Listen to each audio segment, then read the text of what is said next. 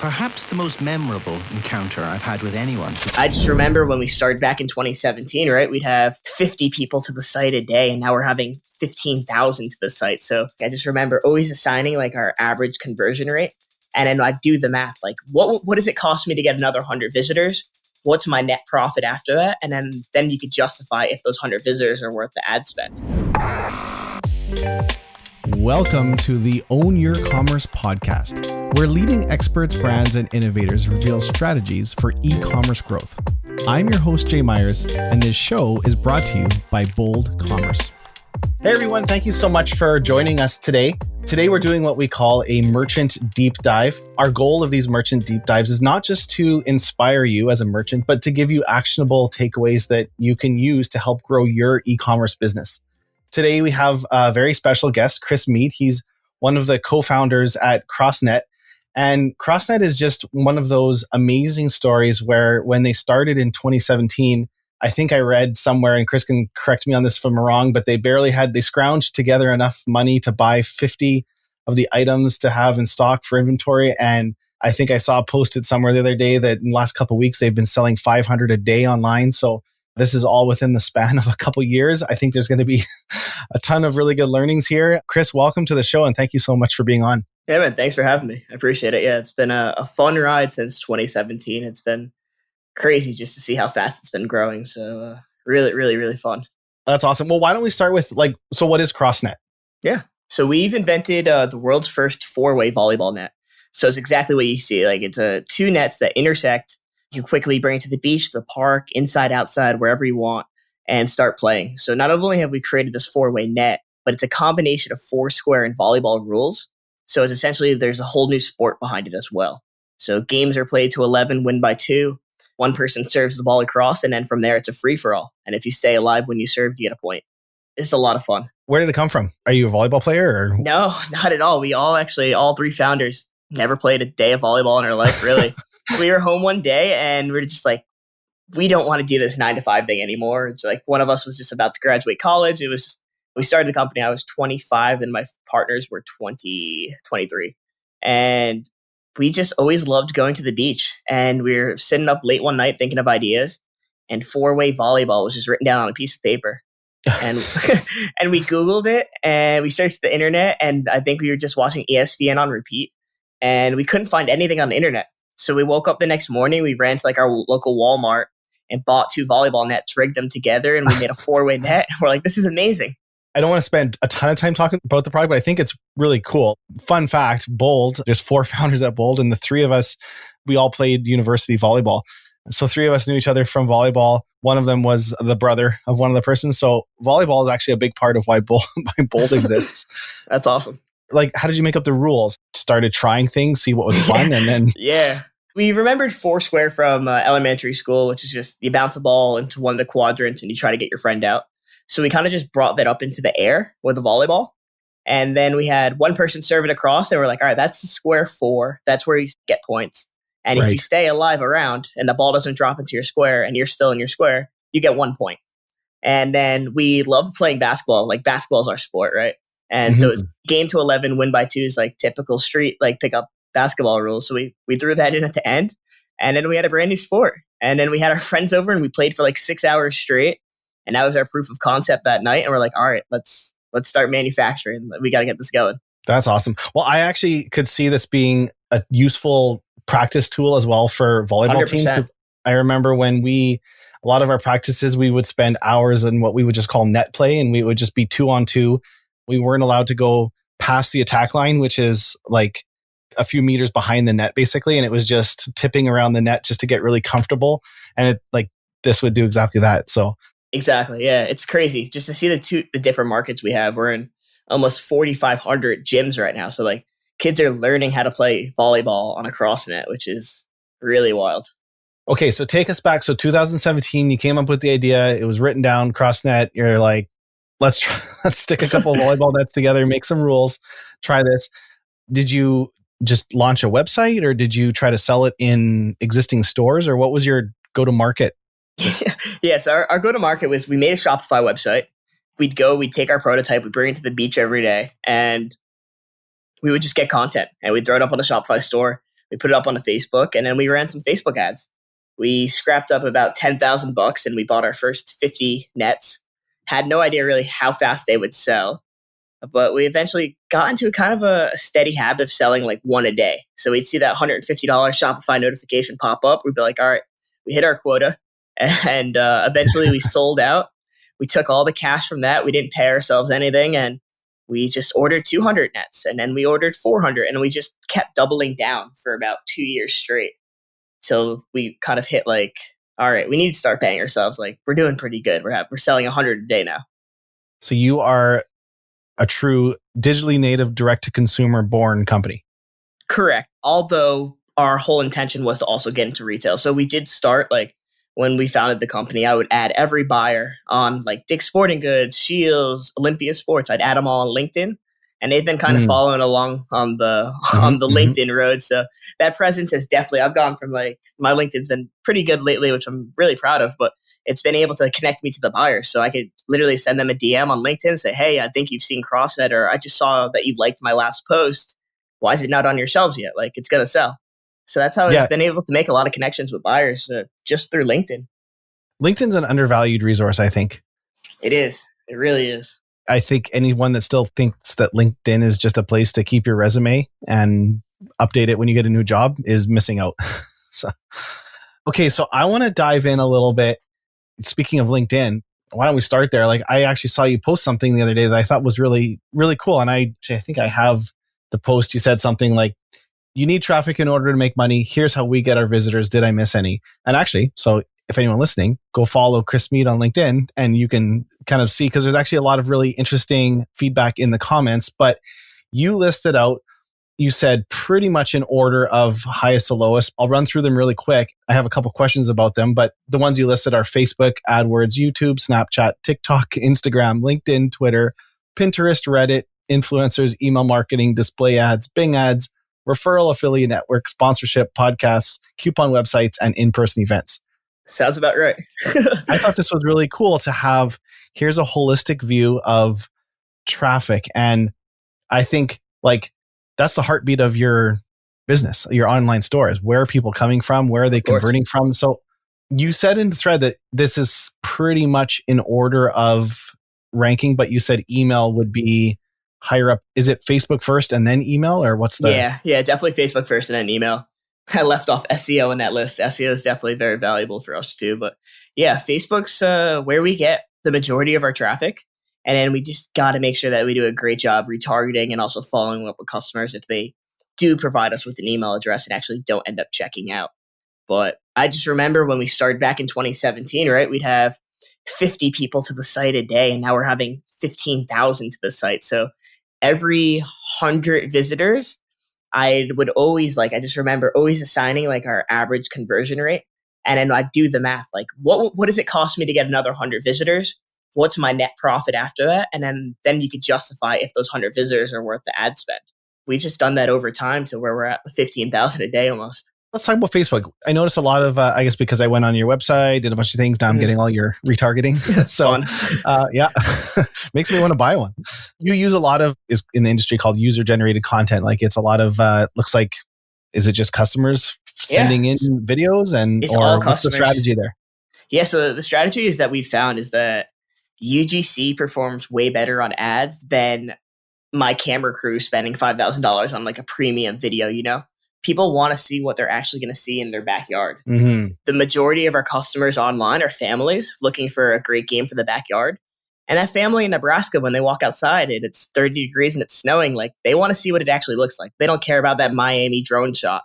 So that 8 to 12 second UGC video has been great. We collect that all by either we have an email campaign that goes up and like, hey, send us your best content and we'll give you $10 back on your order.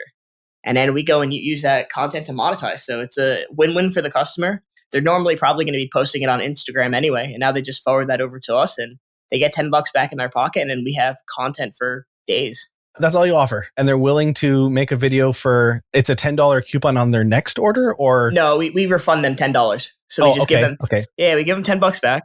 They place an order. They've obviously got the product. And now you say, shoot a video of you using it and we'll send you $10 back. Yeah, exactly. As long as our margins are pretty strong. So $10 for a video that we could run ads on to millions of people. Like that's, I can't think of a better business model. Oh, it's amazing. And like, what percentage of the videos you get are usable? Like, is it? we like to give everybody a fair shot. I'd probably say 50% or like. Oh, it's that high. Okay. Yeah, pretty solid. And if we do see like potential, we'll email them back. We have a social media team that's like, hey, this video does have potential, but you kind of forgot to hit record and you only sent us a photo. Like, go back out there and we'll give you $25 for Amazon. Yeah, it's easy. Do you do anything on the legal side just to make sure you're clean there? Yeah, 100%. Yeah, so we have our customers sign NDAs and just other things to kind of say, hey, we're 100% willing to comply and use the video for social media. Okay. And if you all of a sudden did $1 billion in sales because of someone's video, they could never come back and, sue you saying that they own a percentage of that. Okay. Yep. That's the whole goal. Did you consult with a lawyer for that, or did you just research online for standard wording, or? No, we have a pretty strong legal team in-house, so we're happy about that. So that's good advice, because I know a lot of like this user-generated content is definitely a thing a lot of people are working on, and I think that's probably something that I'm hoping a lot of people don't get themselves in trouble in a couple of years. Some of it coming to bite themselves. So definitely a good takeaway is if you do use it, make sure you're dotting your I's and crossing your T's in all the legal areas. So how much do you spend on Facebook? Do you spend as much as you possibly can up until a certain cost per acquisition? Or do you say, I have a budget of X a month? Or how do you decide how much money to put into Facebook? Because I know that question comes up a lot. Yeah, so we've never allocated a budget towards Facebook ever. There's like a spend that we're comfortable at. And then if we see that we're getting the CPA that we'd like, we'll keep doubling down. But just for like numbers' sake, when we started in 2017, we'd be spending $50 a day on Facebook. And I'd be like, okay, my CPA was in the threshold I'm happy with. Let's increase to $75. And then, okay, we run it for a few days. Okay, let's go up to 150. As long as we're seeing the consistent results and the CPA not changing too much, we'll keep doubling down. And then there's days we're spending $10,000 a day on ads, but you see that return that you're happy with. So ad sets change, things change, the world changes as you've seen. So we are switching up our ads all the time, but there'll be hot streaks and you'll be like, all right, cool. Like we're 2 weeks straight and money's coming in really good. We'll keep firing away. And you get to a certain point where a certain ad, if it's reaching a certain cost per acquisition, then that's it. You set the cap and move on or swap in a new ad Exactly. So as far as like some of these other ones that are more social, like Snapchat, TikTok, Instagram will be a similar strategy. LinkedIn, I guess LinkedIn, you mentioned your strategy is a lot of personal outreach. That's probably it's kind of me, just reaching out to buyers and doing press. Are you doing any ads on Twitter or LinkedIn or any of those platforms? Yeah, we do Twitter ads. It's kind of just a network of people who retweet each other. We have some really good Twitter connections that we've built up over the years, and our videos, we'll put up a video on Twitter. I'll send some over after. They have like 1.5 million views in like 48 hours. So we've definitely been able to get the game going pretty viral on Twitter, which has been great. But our biggest revenue channel besides Facebook is 100% email marketing, which we definitely undervalued for a long time. Well, email's just an amazing channel because you own the relationship with the customer. So what are you doing there? Existing customers? Are you collecting? I'm on your site right now and I haven't been asked to put my email in anywhere. I'm assuming there's a subscribe on the bottom for $10. Yeah. So let's talk a little bit about that, because I think for sure something that a lot of stores are leaving on the table is, they're collecting emails, but they probably could be collecting 3 times as many more, or maybe they're collecting a lot of them, but they're not maximizing them like they could. So what are you doing with emails? Our goal is to get at least 10 to 15% conversion rate to capture an email. We have one that pops up right away within like the first 5 or 7 seconds, which we A/B test all the time. But here's $10 off your order if you order within 24 hours. And then also we have one of those fun, the wheels at the end of the website. Hate it or love it. It works really well for us. So we'll offer like $20 off, $10 off, maybe a free net if you're lucky. And then from there, they're all going into a flow, welcome flow campaign. This, depending on if they ordered, if they didn't order. But if they didn't order, we'll put them into a welcome flow campaign, give them a few discounts for 1 or 2 touches, and then kind of send them just tons of FOMO. Like, you're looking at this email. You could be outside in your backyard playing or at the beach with your friends. Why have you not ordered yet? Like, here's a sweet gif of people like spiking it. So yeah, there's a lot of cool stuff we do with the welcome flows. You're aiming for 15% opt-in of visitors on your site opting in to give you their email for whatever it is, $10 or a draw or something. Yeah. That's pretty good. Yeah. Between all the different captures, we have about, I want to say 4 captures right now, whether it's SMS or email. My goal is to hit 15%. Yeah, that's great. And I noticed it's Privy you're using, right, for your email capture? No, we're actually using Klaviyo. So we used to use Privy. Then we moved on to a new email marketing agency that's Rockstar. So we've just decided to go with Klaviyo. Yeah, they're managing that all. Nice. I meant to ask you too, for your ads, are you guys managing them or is it an agency? No, yeah, we have agency partners for email and also for Facebook. Cool. There's a few other ones on here. I noticed right away your referral program. Friend Buy, I think, is the one you're using. Yeah, we just started working with them a few weeks ago, and it's been going really well. We've literally sent out 1 email. I have done very limited press about it. Should definitely step that up, but it's just working organically. People see the get $20 on our website, and they pass it off to their friend, and people make money. So everyone's happy. Yeah, it seems like one of those products that is not something I would go to the internet and search for. Like 4-way volleyball. In fact, I've never searched for it, but when you see it, it's like, or if someone told me about it, like, oh, that's pretty cool. That would be fun at the cabin, or that would be fun at the beach. So referrals, I feel like would be such a big thing for this. So that's interesting. I want to dive into a couple things here. One, if anyone listening to this is on the site, I would encourage you to have a look around. There's a couple things I thought you are doing really well. And then there was a couple things I had questions about. So one thing I did notice, I noticed your product reviews actually look really, really nice. They're well designed, laid out, easy to read. I'd like that you could search them. What are you using for your product reviews? Right now, we're using a tool called Bazaar Voice. And the reason why we use them is because it syndicates across all different channels.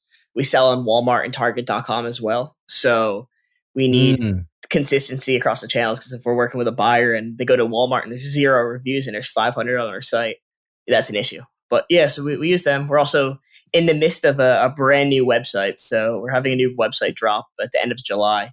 We're having a whole team work on that now, which I'm really pumped about. Nice. It looks really sharp.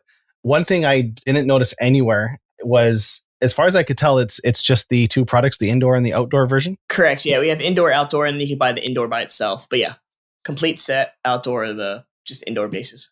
Okay, so something that obviously came to mind right away is like, this just seems like a perfect opportunity for some type of kitting or bundling or upselling, whether it's 100% Crossnet shirts or the balls, because they'd have to go to somewhere, a different store to buy the balls. So is that something that's on the game plan down the road then, or? Yeah, so there's a ball and a pump in every set.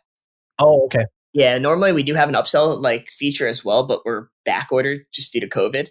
But we just signed a deal with Wilson, and Wilson's actually going to be manufacturing our pro model, like volleyball. So the super premium volleyball, $25. So that's going to be a sweet upsell that we're pumped off for in June. Is it the same size ball as a normal volleyball, or is it different? Yeah, no, it's the same size ball. It's one of the AVP replica like pro volleyballs that all the players play with. Nice. Let's talk a little bit about the store. I'm curious. It's been since 2017 till now, but I'm sure there's been a ton that's happened. What would you say is some of the biggest mistakes or learnings over that span that you maybe would have done different? Being scared to put email captures because they have a connotation of just being like, oh, they're spammy, they look crappy. Like, why would I want that on my website? But when it's at the risk of you losing money, you better be capturing some types of emails. So we've been a little bit more bullish on that lately and just making sure we capture, because we could make a direct attribution to the more emails we capture, the more money we make. So keep doubling down on that. And other things are like, we used to have like a link to the other websites that we sell on. Like we have Amazon when we're back in stock, Walmart, and I'd actually link it. And then I'd actually see people bounce and go to those companies because they're a little bit more well-established. They're not a little bit, they're very much more well-established than we are. And then we'd be driving our customers elsewhere. So we've taken all of that off. We do our best to keep the purchase on site and get them through that funnel immediately within a few seconds on the site. Yeah, I think that's smart. Even if there is a B2B aspect, you're primarily a direct-to-consumer B2C brand. Your relationship is with the customer, and it's shifting back now. But there's been this shift over the last 50 years, 100 years, whatever, that everyone used to sell directly to a customer, whether it was on a local market, local store, or whatever. And then these distributors came in and said, "Hey, we'll take 10,000 of your nets and we'll give you $1 million right now, and then we'll sell them for you." And it sounds great, but what they're also buying is the relationship with the customer. And then, you don't get the customer's email. You're not able to follow up. You don't have a relationship with the brand. If they buy them from Walmart, the relationship is with Walmart, not with you. So it's not just that you didn't make the $20 on the order, you actually lost out on that relationship with that customer. And I think that's a lot of people don't realize when brands are considering going the distributor route or like with these large box stores, it's tread lightly is what I would say. Sounds like you are too. So it's been fun kind of prioritizing the D2C side versus the wholesale business because our margins are good there, but having that relationships is huge. And at the end of the day, it's like relationship plus a little bit more money in my pocket or selling directly at a big box store. And I'm going to take that relationship all day long usually. Yeah. And, something that came to mind when you mentioned the email, a merchant will put on some type of an email capture. They'll get a couple complaints saying like, "Oh, your pop-up is so annoying," or something to that extent. And then right away they want to say like, "Take off all pop-ups." And it's an overreaction, of course, but it's natural.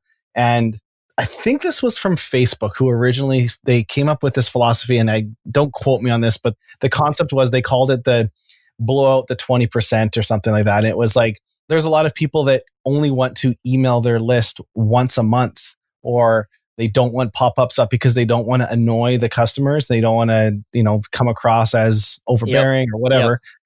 But, 5% of the customers might get annoyed by that, but 90% of the people who are on your list actually want to get your emails. And so if you blow out that 5 or blow out that 10%, sure, they'll unsubscribe, but then keep sending to all the ones that actually do want your content and keep offering those offers and those pop-ups. People are okay. Like everyone knows when they enter their email, they're for that $10 off, they're going to get an email. So I 100%, I couldn't agree more. Obviously, and you've done a really good job on your site, like match your brand, make it feel good. Don't overdo it, like not on every single page. Yeah, because you can never go back in time if you don't do it for a couple of years and then all of a sudden you want to run a promotion to your email list and you don't have any. Well, you're out of luck. So. Exactly. Yeah, I remember we used to be so nervous about that. Like people would complain about it. And also I think the biggest thing was sending the emails. Like you have to get into a groove of sending them. And then you could really prove out that ROI. But I remember we'd be like, "Oh, we'll only send one every 2 weeks. I don't want to be annoying."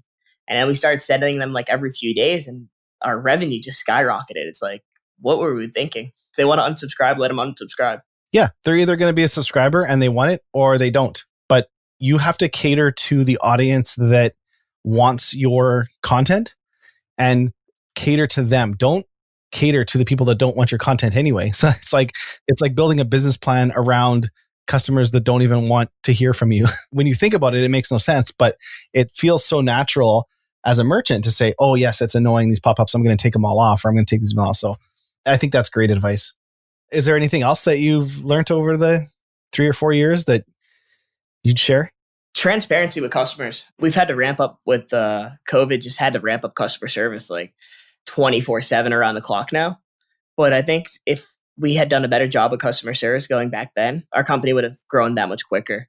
Something that has really been a focal point, a stressor for us over the last 6 months has just been, we need to respond to customers within 5-10 minutes. Leads are coming in. We need to be responding right away. When you start an e-commerce store, you're like, "Oh, maybe I'll get to the email tomorrow." Obviously, at our scale, we can't do that anymore. But just putting a more emphasis on treating every customer like they're the most important customer, I think have helped our business that much quicker. What has COVID done for your business? Did you see dips? Obviously, you mentioned you see increase, but did it go like down first and then up, or no? How does it affect you guys? Literally just a spike. We've gone from selling like 100 a day to selling like 500-600 sometimes. So wow, yeah, it's been a 500% increase for the last like 90 days at this point. What do you attribute that to? Just people needing fitness, right? Like I'm doing YouTube fitness videos for the first time in my life. People all across the country are like, they need something to do. I live in Miami, so I don't have that backyard, but the majority of the United States has some type of patch of land that they could go set up a net. So if their back's getting sore from watching Netflix and they just they need to go outside. So it's been the perfect game. And with our Facebook marketing, we've been able to get it out to millions of people. So yeah, it's been working nicely. There's a website, it's called ccinsights.org. I check it every now and then, and it kind of has been following a lot of these trends during COVID. And last week, the second most fastest growing product search / sale was the office chair ball that you sit on. So I think like everyone's kind of been sitting for a month, and now they're like, okay, I got to do something here. Well, the reason I asked what you attributed to is I was curious if it was due to lower customer acquisition costs on advertising. And, there's been a lot of people saying that people are pulling back ad spend. I was curious if you've seen that or noticed. Oh, yeah, 1,000,000%. Yeah, we've seen our CPA drop, which has been amazing, which is only more motivation for us to, if we're getting our acquisition much cheaper, like, yeah, let's throw more money on it, right? Let's light the fire. So we've been ramping up our ad spend. We've increased, as our sales have increased 500%, we've probably like 3 or 4x our ad spend. Mm-hmm. And getting better value per every dollar of ad spend too. Exactly. Yeah. More customers, better value. Just building the sport in the perfect time for summer. So summer's kind of our Q4. So the more nets I could get out into the world, hopefully we return to some type of normalcy where people could go to the beach and actually play. Do you have a strategy for when, and this is a conversation that comes up with a lot of merchants right now, is a lot of merchants are seeing great spikes in sales, and conversation now is how do you maintain that? Obviously there might be some dip when this is all over and people can shop wherever they want to shop, but do you have any thoughts around strategy to kind of maintain the momentum when, like, if tomorrow all of a sudden there's a vaccine or everything? I can't speak for every brand, but fortunately for us, right? Like if hypothetically this ends in 60 days, right? Or we return to some type of normalcy, we're going into our best months, which are the summer. So our peak season's ahead of us, which is great and leaves me very optimistic. But if I was in the opposite end of the spectrum and we were heading into September or October, I would be reaching out to every customer, collecting as much content as possible to repurpose throughout these colder months and really just take advantage of all that positive momentum. We have more emails in the database than ever before. Like really go hard in monetizing that, because the best acquisitions are the ones that you're not paying Facebook for and that you're getting with a personal touch in the email. An email doesn't cost me any money to send. A Facebook might cost me $40 for a customer. So get the most out of your other channels. Even SMS, start setting up SMS. So much untapped potential there. Yeah, I've been kind of telling people that look at this time as an opportunity. You've got this whole new batch of customers that if you were getting 100 orders a day or 100 orders a month or whatever the store was getting before that, now you've got this influx. This is like this fresh ammo that you have, because every customer could potentially refer 5 more customers or potentially come back and order another set. And that's just something I think like merchants need to really focus on, is maintaining that relationship. And that can be through, like the other day I just mentioned to someone, like, why don't you find all the new customers that have ordered from you in the last, like during this COVID time, and send them a gift, send them a free ball. Like, what's your customer acquisition cost on Facebook? If it's $25 to acquire a customer, and I don't know if it is, but, and if a new volleyball costs $25, send them a new ball, say, hey, thanks for ordering us. We know during this hard time, this ball's on us, something like that. I think there's going to be a great opportunity for, even when COVID is over, to maximize on this new base of customers. The ones that aren't thinking about that, they're going to fall back down. But the ones that are, and it sounds like you're on top of it, I think are going to actually continue to grow even more. Absolutely. Jump gears here for a little second. So we talked about some of the mistakes and things you would change. What's something that you think you should be doing on your site right now? And we're all busy and life is busy and you're trying to, sounds like you're just barely like trying to get orders out the door and answer support and stay up to date. But like on your list of dreams and wishes and things you want to do to drive specifically like online sales more that you haven't done yet, what's high up on that list for you? Yeah, there's 2 things. One is getting SMS marketing up. We've been able to turn email from 0% of our business to like 15% of our business in the last 4 months. So that's been like my focal point for the last quarter or 2. But now it's time to really crank into SMS and start collecting phone numbers. I want to create a pop-up on the site being like, hey, throw your phone number in here and enter to win our $100 off flash sale that happens once a month. And we put it live for like 15 minutes, So that's going to be huge for us. I'm pumped to just have time to give the proper attention to that. That's really big for me. And then another thing is we use some type of app. I don't remember the app off the top of my head. That it's a form field that gym teachers fill out and wholesalers send out. And then every one of those comes to my inbox where I actually have to message them personally back. I want to have canned responses set up. So like, hey, gym teacher puts his info in. They get this canned response of, oh, here's your net. You could buy a net for X amount of price and here's your discount. So I want to just automate that part of my life. And I just need to find time to do it. But you still need to manually approve that they qualify for the discount somehow, Exactly. but just automate the reply. Yep. All fun stuff like that. What are you using for SMS? Yeah, we use a tool called SMS Bump. We're really not too aggressive with it right now. It's just, hey, they abandoned their cart, they get 2 abandoned cart texts. But I could definitely see a time when there's flows built out, or like we got a video the other day of some lady playing Crossnet inside her living room. It was like, it was crazy. She was playing inside her living room. Yeah, exactly. It was just a perfect video to text out. It could have been like, yo, we just got a video of somebody playing in the living room. Who could beat it? Like something so simple as that could be great for the community. I didn't even think about texting videos. Yeah. GIFs, all that. We don't do anything on SMS at Bold, but is that something a lot of the SMS platforms support?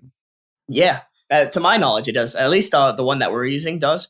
I know that you do have to pay a higher premium to embed GIFs or videos or photos. So like normal plain text is like a penny or whatever it is. Like there's like a 3-cent premium for anything with downloadable assets. I'm writing down. I got to get a couple SMS specialists on here. Yeah, for real. Right now, it's all about capitalizing on opportunity, and open rates for SMS right now is like 97% or something. Exactly. There was a time when email open rates was 97% too.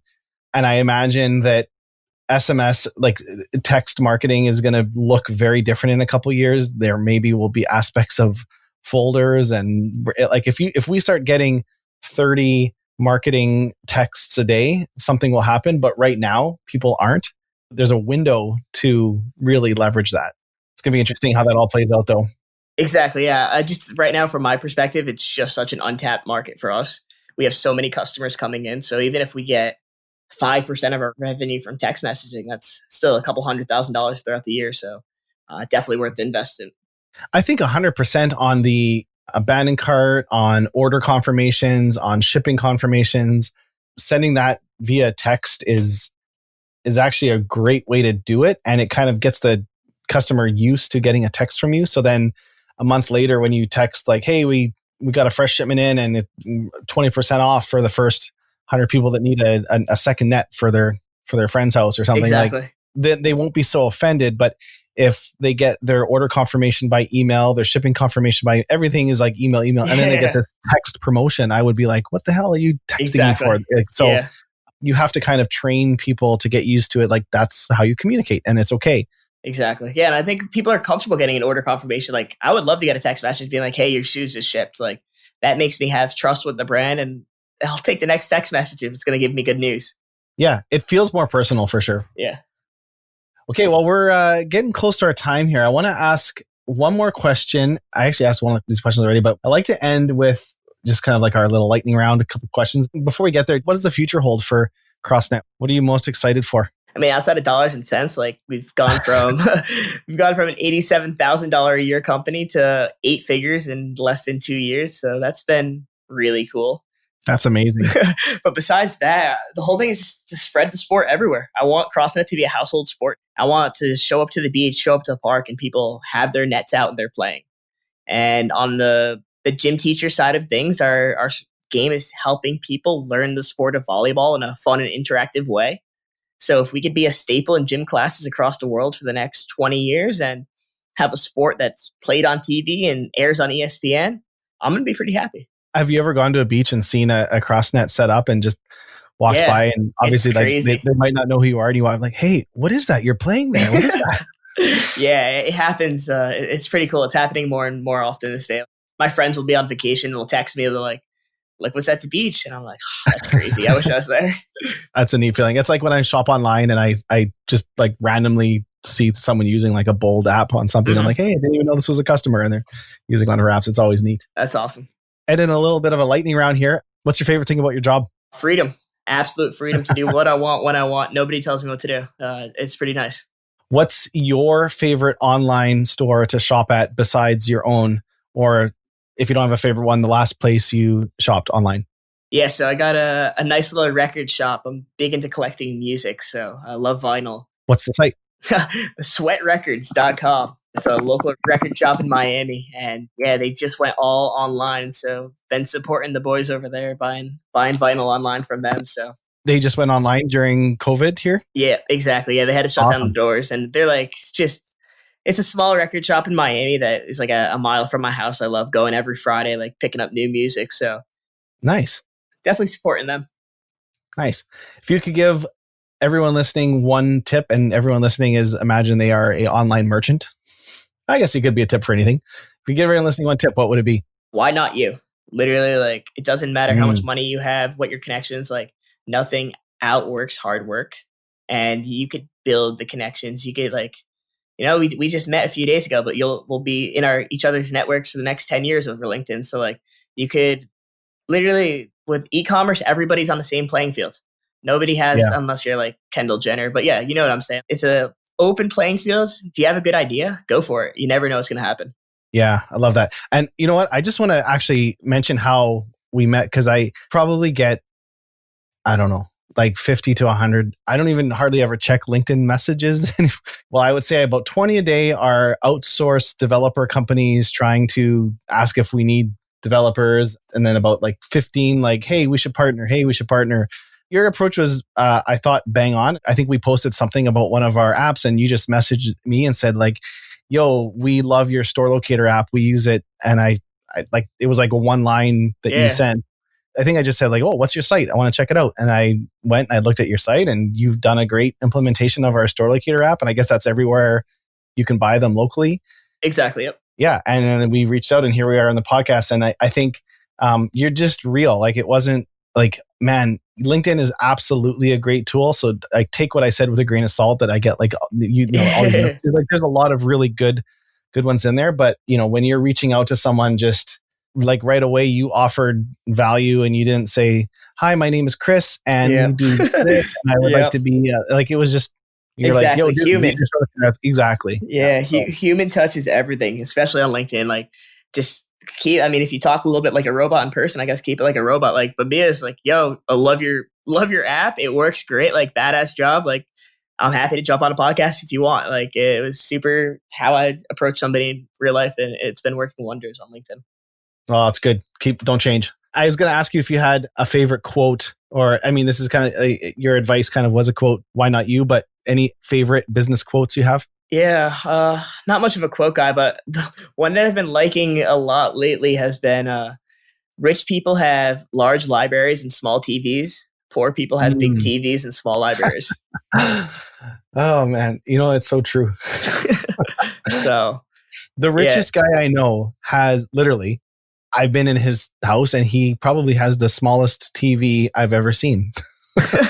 That's funny. And it's probably like 20 years old, but he could care less. And he has an office that is bookshelves floor to ceiling on 3 of the 4 walls in the office. And the only other wall is a window and it's all books. That's crazy. Yeah, it's true though. It's true. It is.